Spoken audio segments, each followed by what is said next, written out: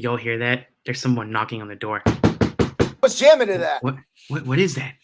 I don't know. It might be the #1 wrestling podcast in the world. Oh yeah. I'm talking about No Holds Barred, baby, right here on the Fin Talk Sports Network. Of course, I am your gracious and most honorable host. Ryan, shut up before you say anything. All right. I'm not gonna say anything. I am Alex. Make that money brown. All right. Oh, okay, of course, I'm leaving. Goodbye. Okay. What? All right. You hush there. All right. And of course, I'm joined by my co-host, my two best buds in the world. I got Alfred. I got Ryan. How we doing tonight, guys? Halloween special. Happy Halloween. You're doing good. We're doing good. I'm doing good. Did you just really play that sound? Shut up. It's my sound. Leave me alone.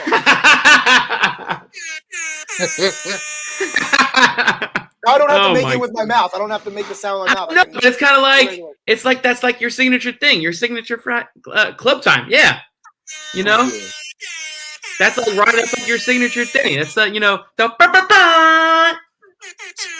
That's right. That's right. Oh my God! You play that one more time, I'm gonna punch you in the face. Okay, well, give me a second. I'm gonna have to drive. It's gonna take me about 15 minutes to get there. So. Oh. Sal has no championships. All right. Okay. Oh boy. All right, guys. You guys ready to talk some wrestling? Always. Yeah, like we do every Wednesday night. You know I am. Oh yeah. Oh yeah. This is our Halloween special episode, which means we're going to be talking about some crazy, scary shit. Oh joy. Oh yeah. Yes. I'm ready for it. And we're not talking about Alex's face either. Oh wow. You know what? You know what? All right, Alfred, come on now. You can't join Ryan's side. Remember, he's the guy who's going to turn heel on us. That's right. That's the guy who's going to turn heel. Every time. There's no doubt. There's no doubt. Come on, man. All right. Anyway, this past Friday night on SmackDown, we saw Logan Paul punch Jey Uso right in the face. Okay? Ryan, I know you love Logan Paul. I know he's your favorite wrestler in the world. You know what, Ryan? You know what? Go ahead. Go ahead, talk about Logan Paul facing Roman Reigns next week. We're going to have a Crown Jewel episode next week. But go ahead. Logan Paul punches Jey Uso at the discretion of Roman Reigns, saying don't get involved in anything. Do you think something's going to happen with Jey, Sammy, and this whole debacle? You think they're going to end up kicking Jey out or something like that? I just want to say that this is the best storyline that we've had in years. You know, how many days has he been champ? 700 and something days. That's how long this storyline has been going. The Bloodline storyline is probably the best thing since The Rock and Stone Cold back in the day when we were kids. All right, honestly, like this is probably some of the best storytelling. You know, is Jey getting upset with everything? Is he okay in the family? Is he kind of like, maybe I don't want to be here anymore? What are we doing here? I don't know. Whatever they're doing back there behind the scenes, I'm a fan of it. And as far as Logan Paul goes, like I said when I watched his match at Mania, he's a hell of an athlete. He's committing himself to, learning the craft at the Performance Center, all that good stuff. So, you know what? Tip my hat to him. But if he takes a title or anything like that, I hope my producers hear me. This will be a 2-man show with Alfred and Alex. I swear. I will not come on this podcast. I don't think that's going to happen. But I'm talking about this Bloodline faction. And we had our faction show last week. This Bloodline faction, I don't think there's anyone that can stop them. We talked about this last time, like I said. But they beat the living shit out of Sheamus. Solo Sikoa. By the way, I think Solo Sikoa is going to end up going solo and winning a title. I could see anybody in that bloodline, Alfred, anybody in that bloodline, you think possibly not turning face and turning against his brothers. Do you think it could be Solo, Jimmy, Jey, Sammy, who? Jey. Well, Alfred, you nailed it.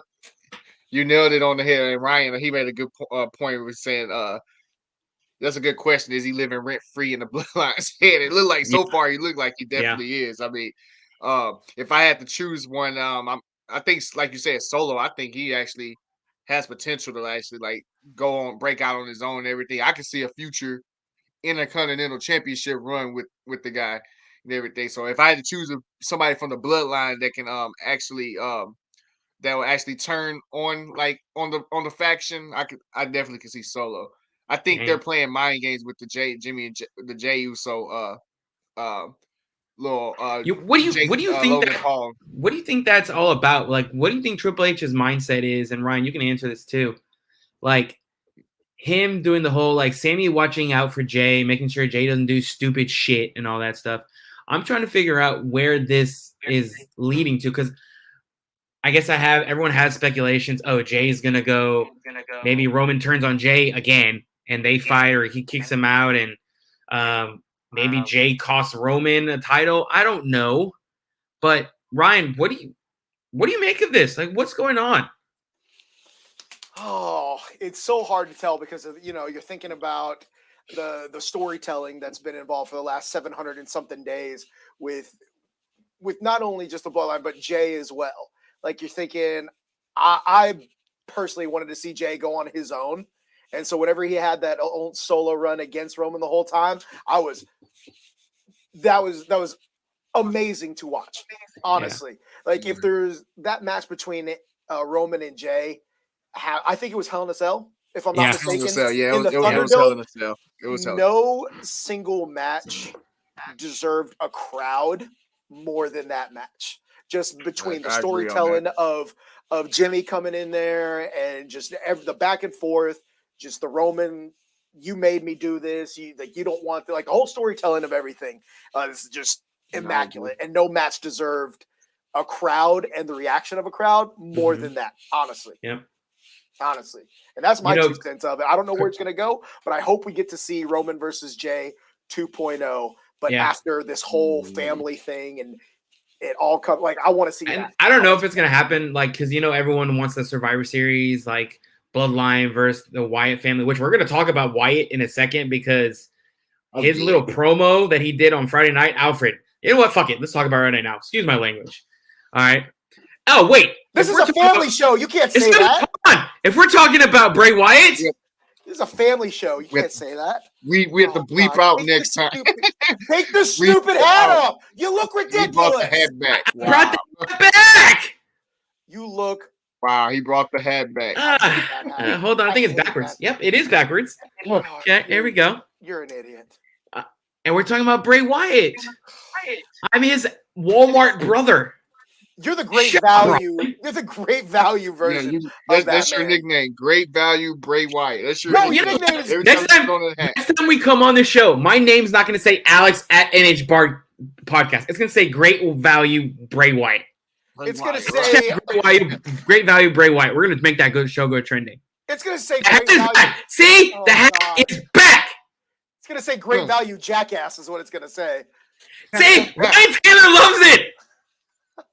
Ryan Taylor loves the hat. You know Ryan, what? you're the only one that doesn't like it. I'm going to change my name next week, too. It's going to be Great Value Dumbass. Anyway, so Bray Wyatt cuts his little promo going like, you needed me. I was there for you. I am now a servant. As soon as he said, I am now a servant, I went, oh, shit. What does that mean? Does this mean that this White Rabbit character is someone else and Bray Wyatt's working for him? Is this an alter ego? Alfred, what you think, bro? I think like you just nailed it on the head. I think it might be somebody that's higher than Bray Wyatt, probably making it I won't say make a debut, but it might be like a wrestler like we probably haven't even think of or anything that's like going to be like Bray Wyatt is going to be working for him. Once I heard those words in this promo, it made me think that as well. And another thing in this promo that I thought was interesting was at the very end he was like he's going to do like terrible things, and also he finished the sentence saying he's going to go where the circle takes him something along those lines. I remember, and it got me thinking. I'm like, I mean, if you're going to do terrible things. I could be wrong, but don't that sound like a heel, like a little heel tactic? or something. Yeah, 100%, 100%. And we talked about it last week or the week before. Like Bray Wyatt, like we thought he was returning. He was gonna be a face. So it's kind of getting me thinking of those things. I'm trying to read between the lines on his promo and everything, but that's some interesting stuff on this promo this past Friday. I don't know. Like, Ryan, what are your thoughts? Like, you were big the Fiend character. You love the Fiend. Now, okay, I gotta look for it. I gotta look because we talked about this earlier in the week. Yeah. Is there was something on Twitter that it was like I think it was either Bleacher Report Wrestling or it's one of those that we follow, but it was just a picture of a guy in a cowboy hat, not Bray, but it said howdy. And I'm like, okay, who is it couldn't be an alter ego, but like, who is this person? Who is the man behind the mask type of thing? And I'm like, okay, let me read a little bit, read the comments, read into it. I'm like, I don't know. Because originally I thought it was split personality. I was like, okay, he's going to be fighting himself type of thing, kind of like his Fiend character was, where, you know, you got Firefly Funhouse Bray, and then you got the Fiend type of thing. So are they going down that path again? But it looks like they're going to use actual, you know, an actual person as his, I guess, opponent, counterpart, alternate personality. I don't know. But whatever it is, I'm excited for it. I'm here for it. And Ryan Taylor has, look at this. I'm getting ministry flashbacks to when Vince revealed himself as the higher power. Like, wow. I've heard your boy Ryan knows his shit. That's actually pretty your boy Ryan knows his stuff. He 100% knows his stuff. For a guy who tells me that he doesn't watch wrestling like he used to, he actually knows. Yeah. Sounds like you listen to a lot of wrestling, Ryan. He actually made good points. He is. You know what? He is our number one fan. So we got to give him props. Yeah. He's our number one fan. He is. He's on here. That's why I like the other Ryan, because we actually can talk wrestling even though he doesn't watch it like he used to. We actually can go minutes talking wrestling. So yeah. So he actually has a good point. You mentioned Hell in a Cell. I don't know if you know this, but the Wrestling Observer put out a report saying that Hell in a Cell may no longer be a pay-per-view for WWE. We were just talking about that. Well, didn't you tweet something out on the page? I did. I think I sent it to myself. Yeah, Wrestling News said WWE Hell in a Cell event is considered to be completely dead. Yep. And it's like this is what we were talking about. They're going back to the traditional pay-per-views. The meat and potatoes. I mean, of course, WrestleMania, Backlash, Royal Rumble, Survivor Series, SummerSlam, those will never change. But I mean, bring back Judgment Day, bring back Armageddon, bring back what was another Unforgiven, bring back No Mercy, bring back those No Way Out, bring back those. That's what I'm here for. That's what I'm about. Bring back that part of wrestling. So Ryan, you're okay with them getting rid of Hell in a Cell? An iconic like stipulation. Do you think it should just go back to being just a stipulation match and not a pay-per-view? Yes, 100%. Because my whole gripe with it, my whole complaint about Hell in a Cell is that only 1 or 2 matches were contested in the cell. Everything else was in the normal ring. And it's like, okay. And the same thing with Extreme Rules. Only the main event was contested at Extreme Rules, not the whole. And I'm like, you can't name a pay-per-view Extreme Rules and it can't have the whole damn thing. I agree. Not being Extreme Rules. You can't call it Hell in a Cell if from start to finish that cell is on the ground. Like you can't do it. And I think I'm not the only one who has that complaint. So maybe some people backstage or somebody's like, hey, you're going to call a pay-per-view. You're going to have every single match this stipulation? No. What the hell are we doing here? Okay, so you bring up that point. You have Survivor Series War Games coming up. Does that mean every match should be a War Games match, or no? I think just the main feud for men and the main feud for women should be like the only 2 that should be War Games matches. Because like Survivor Series War Game matches, it's like they're combining those things. So I think the remaining undercard should be like Survivor Series matches, and then the main feud for the men should be a War Games match, and the main feud for the women should be a War Games match. That's how I would book it personally. That would be like the best thing. What about you, Ryan? I'm thinking, your buddy makes a good point. he makes a good point saying Hell in a Cell is a type of match, not a pay-per-view. And I am originally I was really excited about that. I was really excited. I was like, oh man, Hell in a Cell is a pay-per-view. Every match is going to be in there. I'm so for. Oh, hello. I don't know what happened. Nothing. Me and Alfred having a great conversation. Shut your mouth. We're talking. It's the hat. I gotta take the hat off. It's definitely the hat. Stupid ass hat off. Bray Wyatt heard me. He shut my computer down. Good. Bray Wyatt, he's here. It's definitely the hat. Oh man. This Halloween special is getting too real for me. I'm sorry. Oh, man. Thank you. Thank you. Yeah, but what we were talking about was Alfred and I. I just want to say Alfred and I continued as if nothing happened. We were like, of course. All right, it's just me and Alfred talking. Okay, bye, Alex. The show goes on. Peace out. Oh, come on. But we were talking about the War Games, like you were saying, the War Games match. I was saying, I personally feel like the War Games match should be like for the men and the women, the top men and the women feud. Those should be the War Games matches, and then the remaining matches on the card should be the Survivor Series, like elimination. Survivor Series matches. Yeah, I agree. That's good. That's how I would book it, because they bringing back War Games. If y'all have like a different opinion, I'd love to hear that. That part. No, absolutely not. But for at least for War Game, when you're getting War Games, you're getting. It's not only the cage; it's 2 rings. Yep. Like when you get War Games, that's another. You're not getting the cage for every match. You're going to get it for the men's main event and the women's main event. But at least you have 2 rings in there, no matter. And sometimes they use one, and sometimes they use both of them. And it's kind of like one of those things. You're at your own discretion. You want to take the fight to both rings, go right ahead, type of thing. Well, when it's not the War Games now, so just like a regular fight where there's no cage. So At least with War Games, you're calling it okay. There's a special stipulation, and it's going to affect every single match with 2 rings.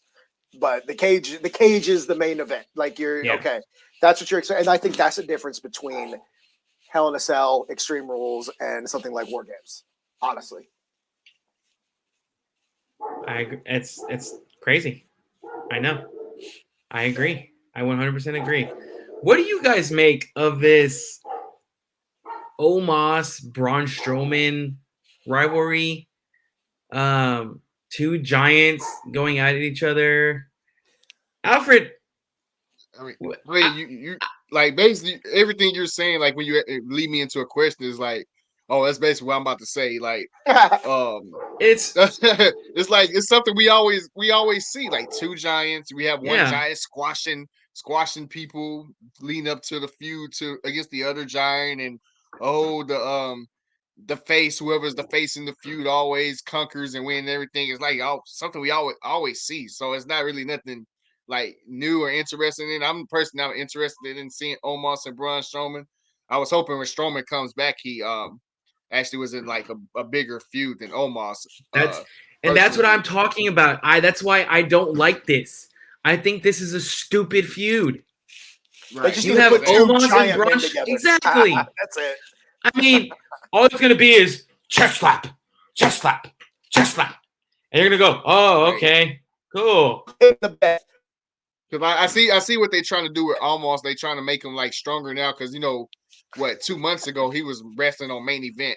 Yeah. And then next thing you know, last week, this past Monday, he's wrestling 4 jobbers. Right. And it's like they're trying to get him like stronger for Braun Strowman. But I mean, we already seen a giant plenty of times. We've seen giant versus giant. I mean, we can go down the list and we would be here all day talking about giant versus giant feud. There's nothing like new about it. Who is going to take this bet right now? And if I win, somebody owes me a McDouble from McDonald's. The ring is going to break. Oh, I can already guarantee. I was just about to say that too. Nobody's taking that bet because it's happening. If it doesn't happen, I owe you both a sandwich. You know what? I'll take it. I will take it. I'm a gambler. I will take it. So if it breaks, you owe me. I will buy you one. Yes. Okay. And if it doesn't break, I have to buy you one. I was literally about to end my point saying that. Yes. Okay. I was like, I wouldn't be shocked if the ring break between those 2. Yes, 100%. Are breaking that ring, and everyone's going, "Oh my god!" and be like, "It's been done." We're past this. Okay, so the ring breaks. Does it break like in the middle of the night where they still have more matches to come, or is that like the last match? I think they break it kind of in the middle. Last match or something. I don't know how they're going to do it. But they might have to do last the ropes match will come down, and then they just got to put the ropes back up. That takes no time at all. I think what they do is they just hit a button and the ring just collapses. I'm pretty sure that's exactly how they do it. It just has to happen like that. I'm pretty sure. Ryan's gonna break through. Smart man. He's like two doubles and a McFlurry. He knows. Ryan's not stupid. He knows. Attaboy, Ryan Taylor. Thank you. Oh my god! Oh my god! Speaking of that feud, I forgot to bring this up. It's probably the funniest thing I seen like this past Monday was when Omos was wrestling the 4 jobbers and MVP literally tells the 4 jobbers, he was like, "Y'all do have a good insurance plan, right?" Like the way he said it was like had me rolling. Like that's like the funniest thing I've seen this past Monday. Like classic MVP. Hilarious. Classic MVP. MVP is hilarious. Like Lord have mercy. Oh my god. Hey, so like I said before, it's Wednesday night, which means we got AEW on. I've been watching this whole time. I know.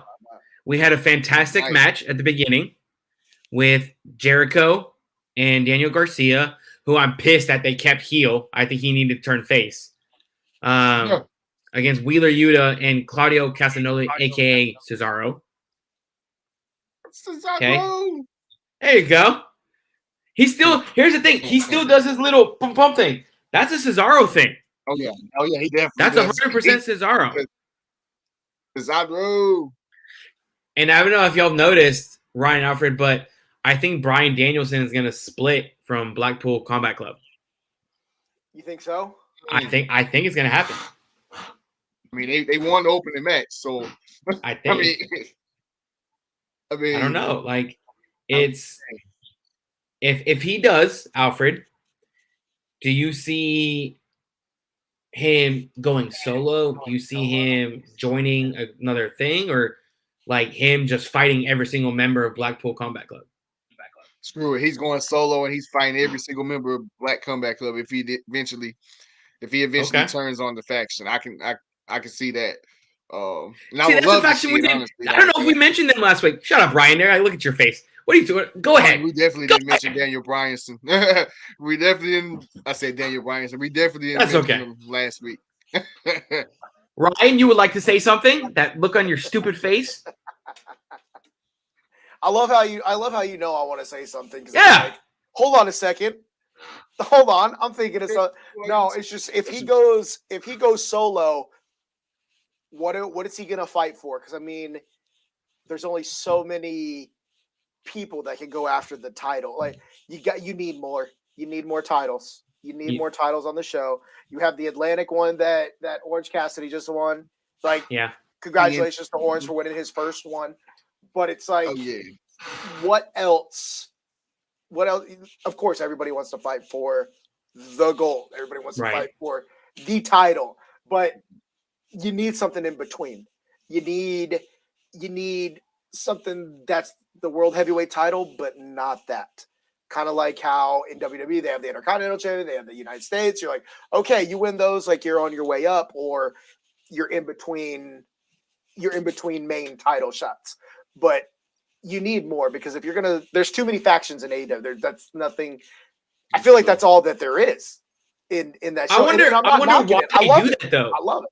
I wonder if they want to have factions because factions attract crowds, or is it the fact that they don't want too many solo wrestlers because WWE has a shitload of solo wrestlers, and AEW wants to make sure we are AEW, not WWE. All right, like, I don't know. At the same time, they only have 2 hours on Wednesdays and an hour on Fridays. And it's like, what can you do with that time? What can you do with, you got 3 hours on Monday, 2 hours on Friday as well. And then it's just, what do you do with all that time? What do you do? And the fact that AEW only does one pay-per-view per like 4 months. It's like or something like that. Every 2 months, and it's just like it's long. It's a long time, and that's a long. I think I would notice. I'm sure y'all notice too. Like every like 3 or 4 weeks, a Wednesday would be like a themed Wednesday. It's like a mini tiny pay-per-view on a So Wednesday. maybe that's why they don't do as many pay-per-views, because they have all those theme nights. Yeah. I don't know. So let me ask you this, Alfred. Do you prefer more pay-per-views or like WWE, or every so on and have like these little theme shows like AEW? I prefer the theme shows, Okay. like how AEW has it, because like I said, with more pay-per-views, it gets too oversaturated. And it's like, how many times are you gonna like have a different like the same feud and everything wrestle at each pay-per-view and everything? Right. With at least with the theme nights, it's something new and innovative, everything like that. Because like more pay-per-views, like I said, it gets oversaturated. I'm wondering, I'm wondering if it's because they use Bleacher Report as their pay-per-view streamer. Do you think that could be a reason? Yeah. I don't know. Like, I wonder if they should maybe. They can't talk to Peacock because WWE and Peacock have a deal. Yeah, they got the. Maybe they could talk to Paramount. They could talk to Paramount Plus. Honestly, Hulu. So do something, because you got to get more pay-per-views than what they have already. Like pay-per-views they might have to reach out to Netflix or something on that one. Fucking Ryan Taylor, pay-per-views need to be quality over time. You're taking the words out of my mouth, Ryan. I'm trying to talk here, man. I'm trying to talk. Hey, Ryan's gonna replace with. That's what I was gonna say. That's what I was gonna say too. I was gonna be like how old school, how they used to have it, like back in the day with WWF, like they had the big four, but it was so spread out and everything, it let the feuds develop. That's the thing. And then once the pay-per-view comes, it's a big thing. They're wrestling. That's it. But now there's so many. Like I said, oversaturating matches and pay-per-views and everything, it gets kind of tiring and kind of redundant. At least, we definitely have our back. Wow. All right. Awesome. Ryan 1 and Ryan 2. To be clear, I'm Ryan 1, so that's to you, Alex. Y'all have to fight for whoever gets Ryan 1. Oh, there you go. Okay. He doesn't look good sleep. Yes, I did something right. What I was saying was like it oversaturates. How about this? How about that? Oh God, I'm gonna turn off my computer. Get out of I got another hat to bring on later to end the show, but that's I'm gonna save that. Oh, you're the worst. It's okay. No, you both of y'all will appreciate how we're gonna end the show today. I know exactly which one it is. You know exactly which one I'm bringing up. Yes, you do. Yeah, I know exactly what it is. This past Monday night, I want to talk about the women's division for a little bit, because how the Raw ended with Alfred is going, oh my God. When I saw it, and I was busy Monday night, so I couldn't watch it, but I saw the highlights. I went, what the hell is going on with Nikki Cross? Yeah. She's finally going with her superhero. Yeah, thank God, too. Thank God. Woo! Nikki ASH was the dumbest character. I'm sorry. Triple H, you could be watching this right now. No, that's right. That's a Vince thing. That's not a Triple H thing. That's a Vince thing. That's a Vince thing. Nikki ASH was the dumbest character ever. I'm sorry.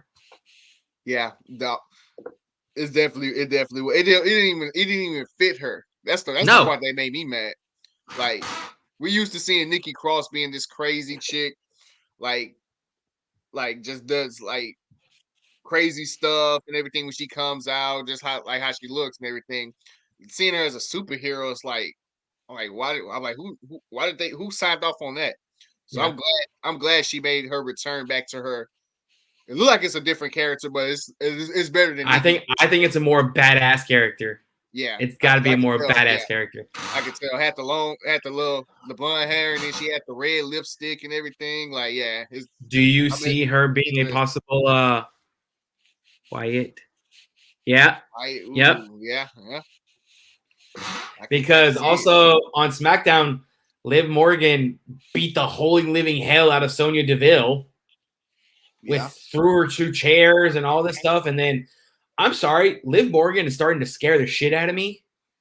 with her getting thrown through chairs and then that smile at the end, I'm like, okay, this girl's going psycho. Cameos, and then she doing cameos with Chucky. Like, yes, like what the hell? Out of me. Like, what the hell is going on? I don't know, but her character development, I'm here for it. I'm here for whatever they're about to do. The man taking over this laughing company at people, wonders. She's beating up people and laughing at them. We need to just have a Triple H tribute show. Tag Triple H appreciation. Oh, Triple H appreciation. Just tag him. How awesome would that be if he's like, "Yo, that was awesome." Yeah, right. Who's I would lose my mind.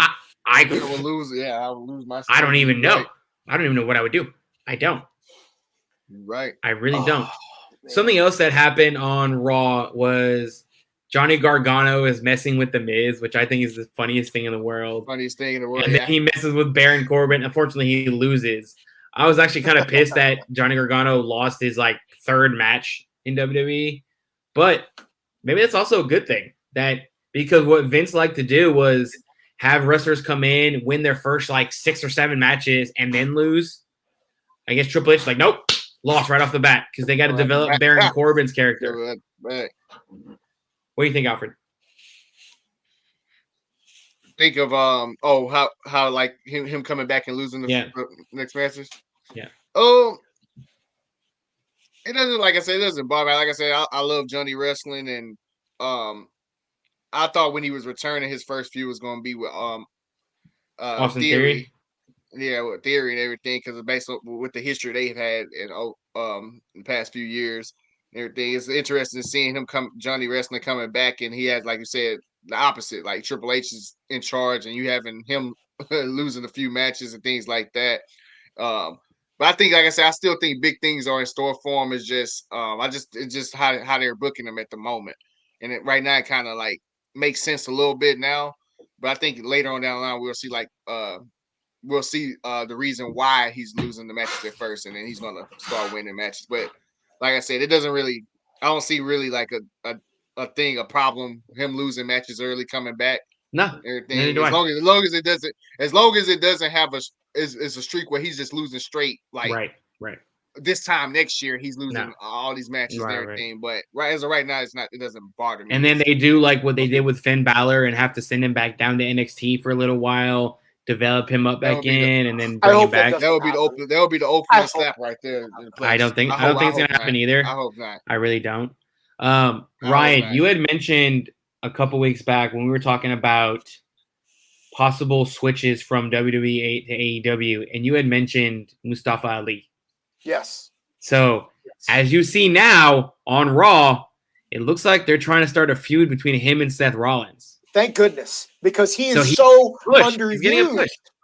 He's so was underused during the Vince era, and I know that. I know that for a time he definitely does. He wanted his release. I remember Mustafa Ali wanted to be granted his release, and they were telling him, "No, you're gonna sit through your contract. You're gonna be here," because wrestlers wanted to get the release so they could go over to AEW and see what they could do there. And honestly, I don't blame them under the things that Vince was doing, or not. I guess Vince or whoever was in charge of creative and all that, but.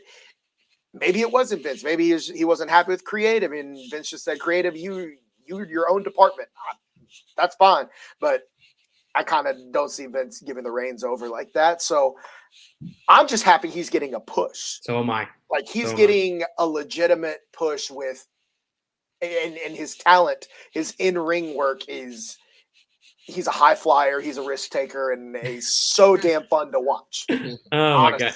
And look, I mean, Ryan Taylor talking about Seth Rollins. Speaking of punchable faces, yes, Seth Rollins has a punchable face, but we talked about it. When you wrestle Seth Rollins, your status goes up automatically right there. Yep.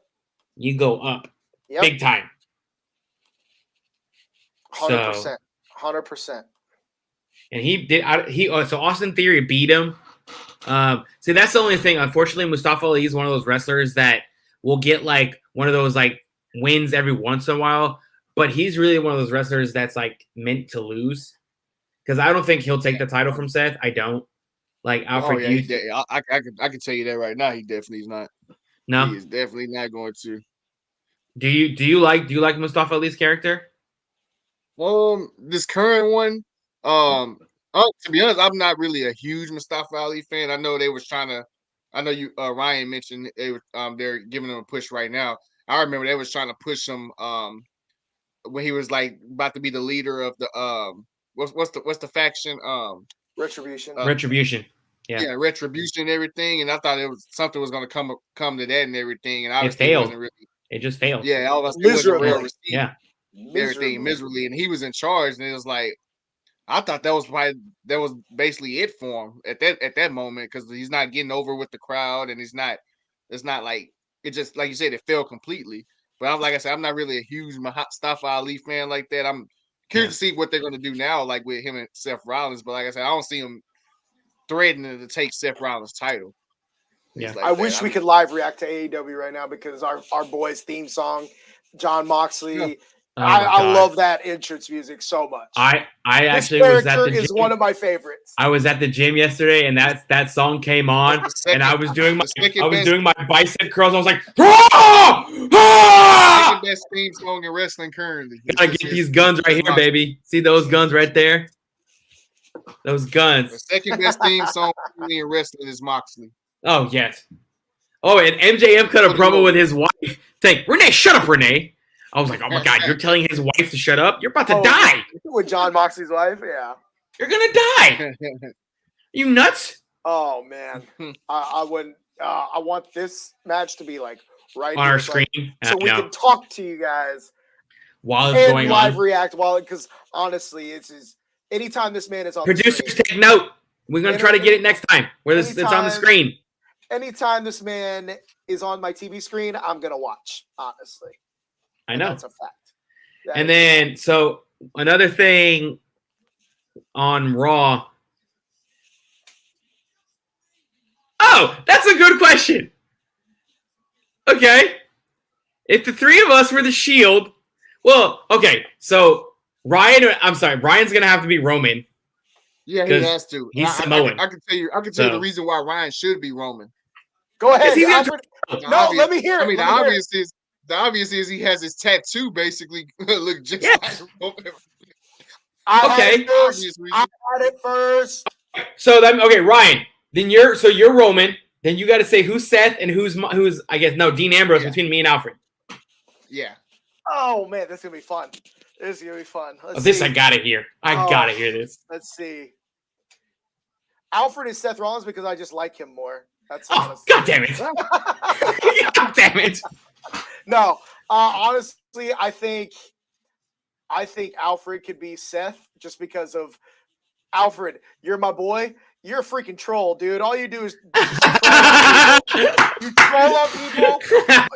Also, if nobody follows Alfred on Twitter, do yourself a favor.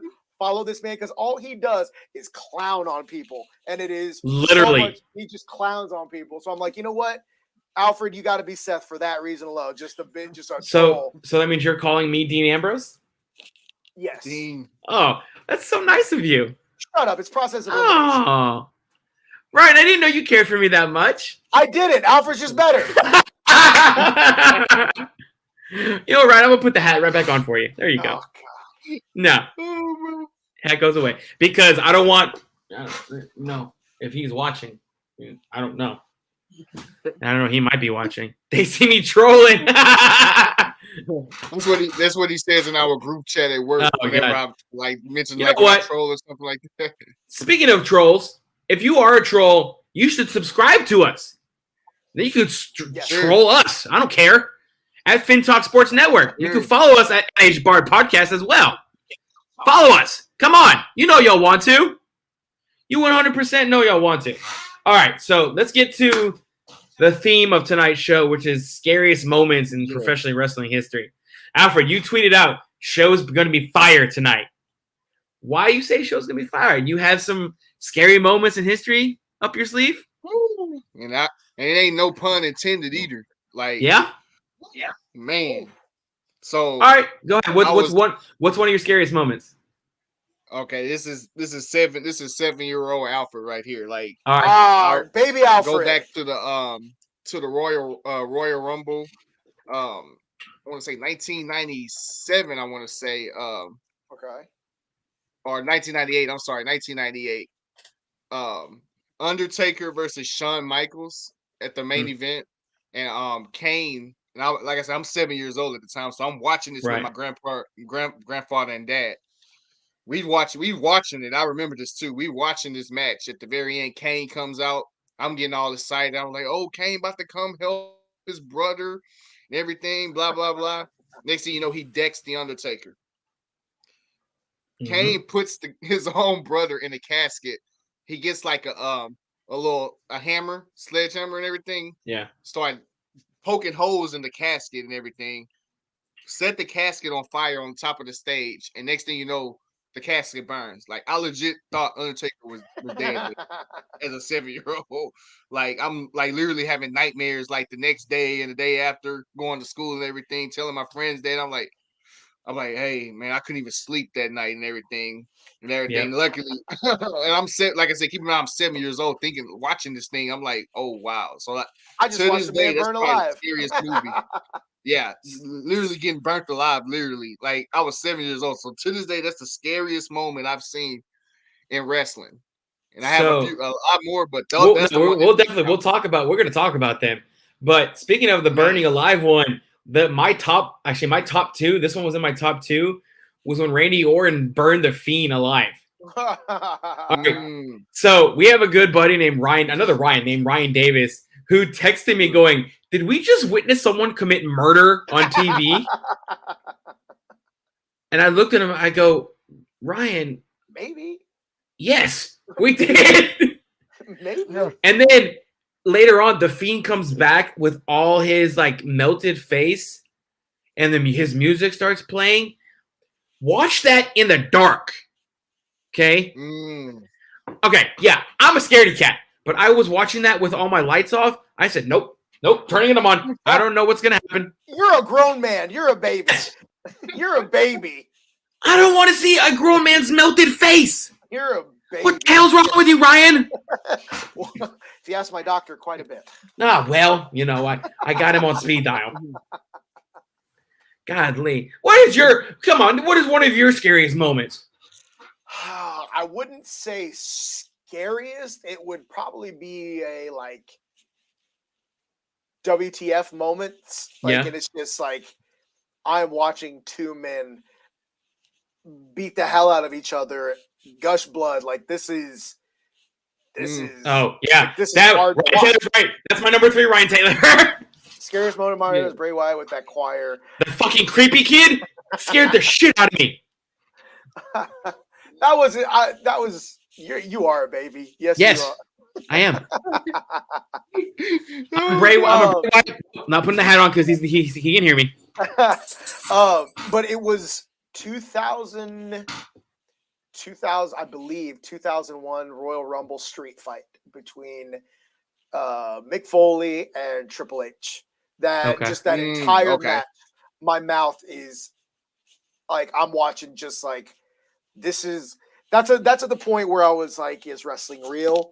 Is it between like okay, it's scripted only? It's like it was intense, because you're seeing Mick Foley, go through tacks, getting hit with a barbed wire bat. Triple H's leg is gushing blood. His face is crimson mask, and you're just like, okay, like this is intense. And then recently on Peacock, they had I think it was like a recall, and they were doing an interview about that match, and they were like, everything you saw was real. Like everything, like the blood, the cut, like Triple H got a nasty gash on his leg from like one of the wooden pallets. Like the barbed wire, like they really hit each other in the stomach and the back and the legs. And you're just like, these two human beings are going, like the whole match, my mouth is just on the floor. Like I was just like, I don't know what's going to happen. That's how I was when Eddie Kingston fought Chris Jericho in that barbed wire match. Like, yes, sir. The whole time. The whole time. So I found an article that talks about the top 10 scariest moments in like wrestling history. And it's actually kind of interesting because so at number 10, they wrote Jerry Lawler having his heart attack, which was real. Like, I mean, I remember that was not staged or shocking. anything. He actually had a live heart attack. That was crazy.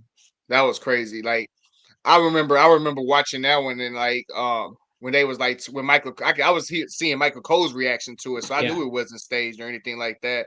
And it kind of made me not want to watch Raw. I actually like flipped to something else at the time because I didn't want to like see that or September 10th, 2012. That's when it happened. Watch, yeah, it was 2012. Yeah.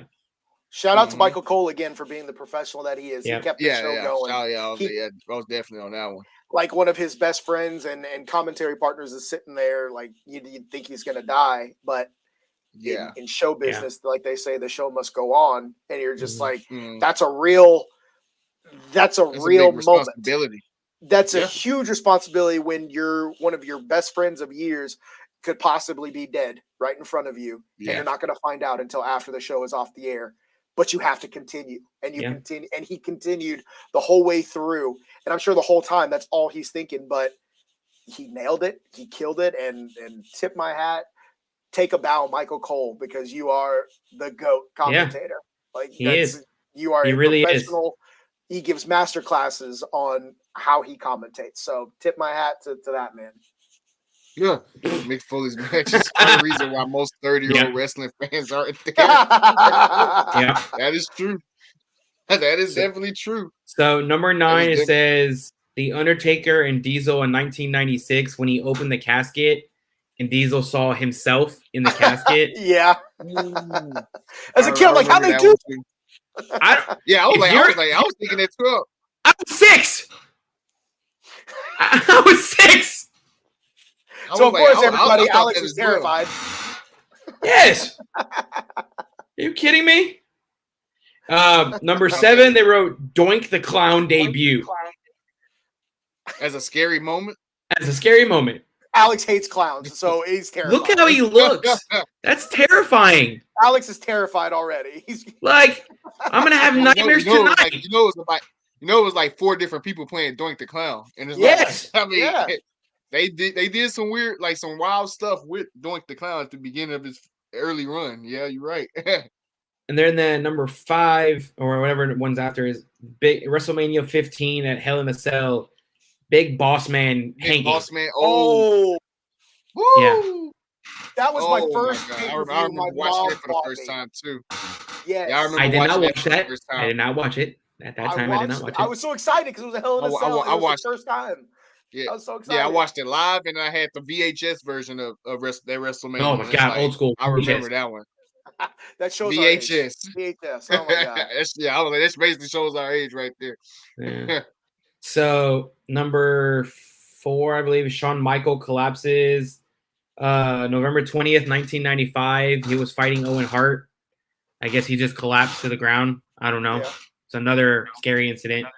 I don't recall that. I don't remember that one. I'm gonna have to go back and watch. Number 4, The Fiend debut. Yeah. Scariest moment is The Fiend debut. Scariest moment for you, you clown. Do y'all consider The Fiend as one of these scariest wrestlers? I mean, if you can make a list of scariest wrestlers, like I'm sure all of us could name the same people. Like The Fiend, Boogeyman, Doink the Clown. You and that damn clown. Kane. The Undertaker is on that list too. I kid you not. Hear me out on The Undertaker, okay? Okay. All right. Just picture, scary Alex, 10-year-old Alex, watching, because I don't know why I liked watching wrestling in the dark. I just did. But I'm watching in the dark and you just hear, dong, and then your whole room turns blue. You're like,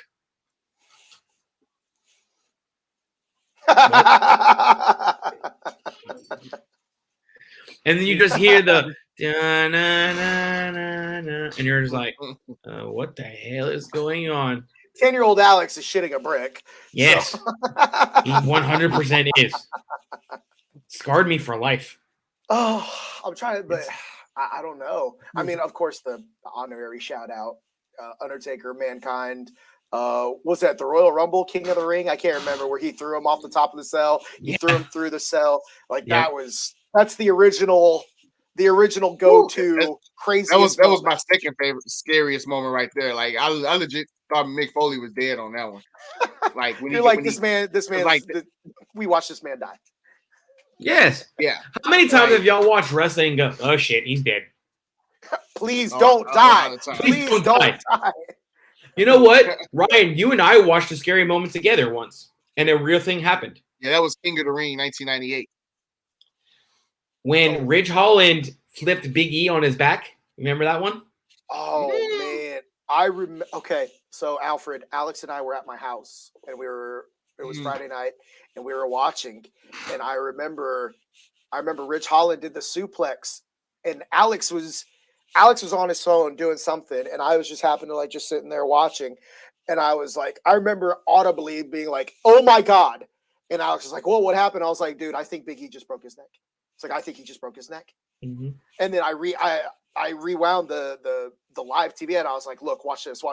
And sure enough, right on the top of his head, and we both were like, "Oh my god!" And then, sure enough, he broke his neck. But I remember watching that, and I was like, "Oh my god, that he botched that move!" Like, "Oh my god, he's paralyzed!" Like, "Oh my god!" Like I couldn't stop. Yes, Alex, that one. Oh my god! You're talking about scariest moment. Doesn't necessarily have to be like some kind of character or event, Mick Foley getting thrown off a cage. It could be a real event. Jerry Lawler having a heart attack, Shawn Michaels collapsing, Big E almost basically breaking his neck. His neck. These wrestlers put their bodies on the line all the time, and Becky Lynch messed up her shoulder. We watched that together too, and we knew it was because one shoulder's up here and the other one's down here, and I'm like, something's wrong with that. That shoulder's out. Like, it's out. You can see it. But she finished because she's a boss. Because she's a hats off, bow down to the man, Becky Lynch. 100%. So on this list, number one scariest moment in WWE was the debut of The Undertaker. Just want to say, the debut. I mean, I remember. I mean, obviously, I didn't see it at the time when it happened. I just seen it later on and growing up and everything. I remember when he came out, and I seen the reaction of the fans because every time he comes out, they have the fans' reaction when he comes out in his early days. The fans were legit, scared of the guy coming out, and it's like he's coming out and he's almost 7 feet tall. He's just coming out for the first time, being Undertaker. All right, so Ryan Taylor has a good point. This is one I didn't say. Was on the list. I think that was on the list too of the one you were reading. Is this the firm? I don't know if Alfred. Sorry to interrupt. Is that the firm? So MJF just came out to stop them from beating up Moxley because he wants Moxley at 100%. And now they're beating MJF. And now they're beating up MJF. They're beating him up now. All y'all are watching this, right? Both y'all are watching. Yeah. I'm watching it right now. I'm gonna rewatch it later. So. Oh, wow. But they were talking about the snake bite, and that's actually number 3 on this list was the snake bite on Randy Savage. I'm gonna say 2 things about that one. The snake. Before that one, I'm gonna say 2 things about the snake bite. One, initially, it wasn't supposed to be Randy Savage. I found that out later on. It was supposed to be Sid Justice was supposed to get bitten by the snake initially, and 2, when the snake actually bit Macho Man, Jake the Snake couldn't even get the snake off of Randy Savage. So the snake actually really did bite Macho Man. It really did bite him. No plan. That's some real. That's real stuff right there. I wonder. It's not. I hope it. I don't think they would be like, "Here's a poisonous snake that let me have it bite you." Well, it's a live animal. You don't know what it's gonna do. I'm sure. Oh shit! I'm sure Jake was like, "Uh-oh!" Like in his head, he's like, "Uh-oh." Oh yeah. Uh-oh. Oh yeah. Whoops. Alfred, you got any other scary moments? Well, actually, I actually do, and this one, this is the third one on the list. The second one was Undertaker throwing Mankind off the Hell in a Cell, but this third one that we didn't talk about, this scared the legit crap out of me when I first seen it. When Undertaker was in the Ministry of Darkness, and he sacrificed, he did the sacrifice with Midian, and he cut his Undertaker's hand. He cut his own hand, and the blood came out. And he sacrificed Midian and had him drink his blood. You can't tell me that did not scare the hell out of you when you were a kid. Like, you cannot tell me that. Ryan, do you want to say anything about these Undertaker, scary comments? Because Alfred's backing me up on everything right now. Because this Undertaker had some wild, scary moments. Like, yes, don't get me wrong. He had some wild moments. He did. Okay, thank you, Ryan Taylor. There were some wild moments. I mean, scary. Wait. I don't know. Wild, yes. Wild, yes. So what can you do? What can you do? Okay. All right. Before we end tonight's show, okay. I want to do something. Oh God! Here it comes. No, you're gonna actually enjoy this. It's gonna be fun. It's gonna be really fun. All right. Okay. This past, Sunday. Yeah, Sunday night. Our very own Houston Astros. And now everybody's turning it off because they don't give a shit about it. I don't care. I don't care. Our very own. Comes out with trash can jokes and everything in the comments now. Oh. Wow! Look who's commenting on this show. Oh, nice of you to join us. Who's commenting on this show? Nice of you to join us. Oh, nice of you to join us, Michael. Our Houston Astros are going to the World Series. What I want to do is Miami just close their laptop. I'm sure. I don't care. You know what? Especially Mike. You don't care. You know what? I don't care. I want us to cut a promo on the Phillies. Oh God. Okay. Oh God. I didn't tell y'all about this. I was like, I'm gonna surprise them with this. I'm gonna put you we're gonna do it on the spot. You gotta cut a promo on the Phillies. Okay. So I don't know which one of y'all wants to go first. How long the promo has to be? However long you want it to be. Let's see. Wow. Okay. Ooh, okay. I got one. You got one, Alfred? Yeah, I'll go. Right. Go for it. Get in character. Get all it. Let's go. Let's see. Go. But you know something, brothers? The Philadelphia Phillies. They say they're the hottest team in the dang Major League Baseball right now because they went on some fluke run in September to go to the playoffs. Well, guess what? The freaking Astros, we are 4-0. We are 7-0 in the dang playoffs right now. So how in the heck are y'all the hottest team in the baseball when we haven't lost a game in the playoffs? And y'all gonna find out in the World Series when y'all lose in 4 games. Astros in 4, baby. Hey, Bryce Harper, you ain't Yordan Alvarez. Get that right, Bryce. Yordan Alvarez is about to be the dang MVP of the World Series. And Aaron Nola, hey, Justin Verlander is going to be your daddy at the game 1. Now, can you smell what Alfred is cooking? Nice. Very nice. Very, very nice.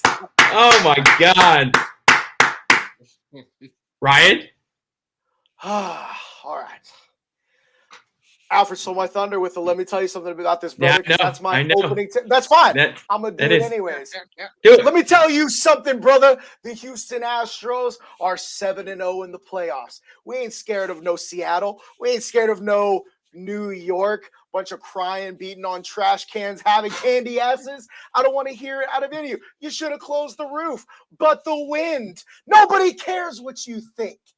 Philadelphia Phillies. You chanted, "We want Houston." You got it. See you on Friday. Done. All right. Sucker. Go ahead, Alex. Your turn. Philadelphia. Oh, God. Just like my boy Ryan said, just like my boy Alfred said, y'all chanted, "We want Houston." You saw those Yankees chant, "We want Houston." They got Houston. We beat the piss off of them all over their candy asses. You want to mess with H-Town? You want to mess with the 713, the 832, baby? You're going to get it. Trust me, you're going to get it. All right? And if you're not down with that, we got 2 words for you. Suck it, Philly. God, that feels good. Feels pretty good. I'm putting the hat back on. Philly, see you Friday, baby. Yeah. Someone put Ryan Taylor's comment on there, please. The last one. The one. What was that? I put that one back. What did he say? Please. It doesn't matter if the roof is open. Yes. I love it. Oh my God. I love it. Thank you for letting us do this. They might even have to have a roof just for the rain. No, look at it. Ryan Taylor cutting his promo right now. Get it, Ryan Taylor. I'll do it for you. Finally, the Astros have come back to the World Series. That's for you, Ryan Taylor. That's for you. All right, Alfred, where can they find you for all your amazing tweets? You can find me at _Matthew713. Like I said, I talk sports and I troll. Those are the two main things, and I'm entertaining on Twitter. So follow me. He trolls. Ryan. That's what he does. He's a troll. He's a fantastic follow. But you can find me on the tweeter.com at mryan588. Hit that like, hit that subscribe. Hit it, baby. Hit it. And of course, you can find your very best host of this #1 show at AlexBB29, or follow our podcast page, because that's the one where I tweet the most, at N, H, B, that Bard podcast. But most importantly, subscribe to the Fin Talk Sports Network so you can find out when we perform every Wednesday night. We do it for you. We love you. One more time. We see the Astros on Friday again in the World Series. We will see you guys next week, baby. Hopefully by next week, the series is over. Let's go. Bye.